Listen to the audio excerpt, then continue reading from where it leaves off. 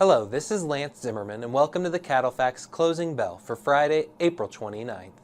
Today's top story, South Korea's growing role in U.S. meat exports.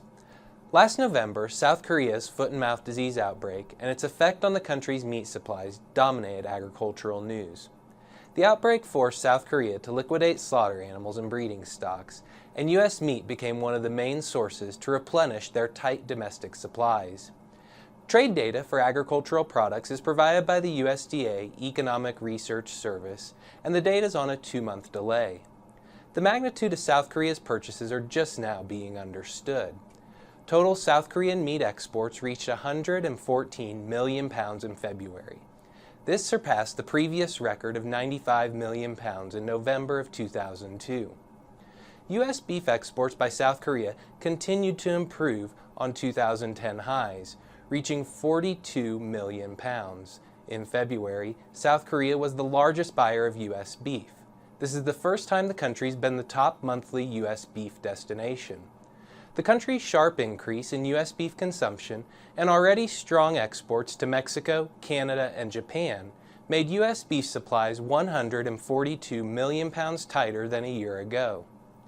Earlier this year, analysts pointed to export demand as a key reason for high beef prices. Trade data continues to support that opinion.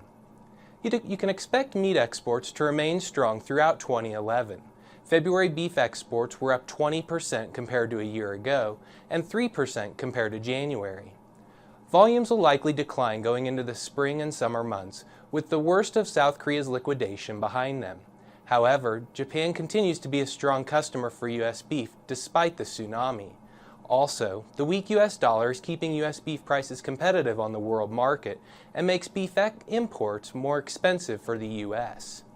This points to more beef exports and tighter domestic beef supplies in 2011. CattleFax estimates beef exports will be up 14% on the year, while imports will be down around 2%. Expect tighter beef supplies to continue supporting boxed beef and live cattle prices in 2011.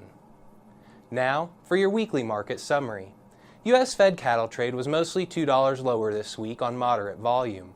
In the South, cattle traded at $116 to $117.